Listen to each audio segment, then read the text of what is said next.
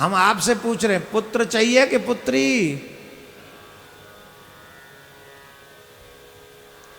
अब बताओ, ये कह रहे महिलाओं का सशक्तिकरण, महिला ही चाह रही है कि पहला बेटा हो। हम थोड़ी चाह रहे पुत्र हो, हम तो कह रहे पुत्र पुत्री कुछ भी हो। लेकिन हम लोगों को ये लगता है, वैसे हम एक और बात बताएं, ध्यान से सुनना, काम की बात है। पुत्र पुत्र होना भी दोष है और पुत्री पुत्री होना भी दोष है।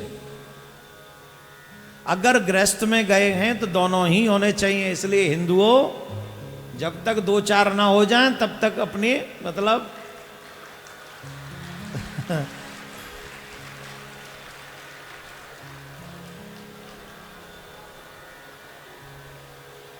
हमने कुछ नहीं कहा, तुम अपने आप समझ रहे हो।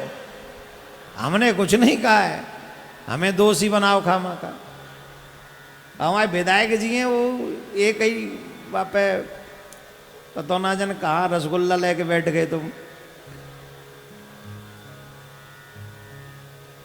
जिसका इकलौता बेटा होता है या इकलौती बेटी होती है, उसके क्या कहें, दोष है। अभी फिलहाल इतना समझो, एक बेटा एक बेटी अवश्य होना चाहिए। क्योंकि अगर बेटा होगा तो विवाह करोगे, ब्याह करोगे तो कन्यादान करा के लाओगे।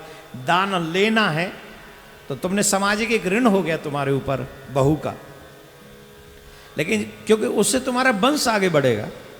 अब आगे जब तक अपना कन्यादान आप न करो, उस ऋण से आप ऋण कैसे हो गए? वो वंश कैसे? और किसी का वंश आपने नहीं चलाया तो आप ऋणी रह के मर जाओगे। इसलिए हमारे यहां जिनकी बेटियां नहीं होती हैं, जब देव उठनी एकादशी होती है तो तुलसी शालिग्राम विवाह होता है। उसमें हम तुलसी देवी को अपनी बेटी समझकर नारायण के साथ उसका विवाह करवाते हैं। तो उस कन्या के न होने का जो दोष है, उस ऋण से हमें मुक्ति मिल जाती है। लेकिन विवाह भी वो ऐसा होता है कि जैसे वो हमारी ही पुत्री हैं, उस भाव से वो विवाह होता है।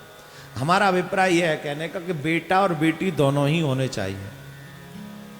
और जब तक बहुसंख्या जनसंख्या नियंत्रण कानून न हो, तब तक हिंदुओं को मतलब थोड़ा पृथ्वी का संभाल दे। एक बेटा हो तो वो सेना पे चला जाए, एक बेटा हो तो बाबा जी हो जाए, एक बेटा हो तुम्हारे घर को चलाए, एक बेटा थोड़ा पहलवान टाइप का रखो कि गली में कोई हुड़दंग करे तो उसको ठीक ठाक रखे। अब इकलौता ही बेटा होगा, उसे क्या क्या करवाओगे? और हमने तो ये देखा, इकलौता बेटा अगर हो तो तुम कुछ नहीं करवा सकते उससे, वो ही करवाता रहता है जिंदगी भर तुमसे। क्यों भाई? हाँ या ना? जिंदगी भर वही, मुझे पापा ये चाहिए, मुझे पापा ये चाहिए, मुझे पापा ये चाहिए।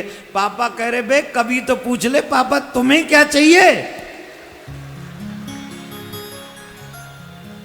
इसलिए इकलौता बेटा लाभदायक नहीं है। बेटा भी हो तो हमारे माँ बाप की तरह 4, हमारे माता जी पिताजी की बड़ी कृपा रही, 4 हैं। एक आध नालायक ने दिया खींच के गाल पे पड़ा। पिताजी हमारे बड़े अच्छे थे इसी बात से, एक दिया गाल पे जिंदगी भर सही रास्ते पे चले। तो इसलिए बेटा बेटी कम से कम 2 होने चाहिए।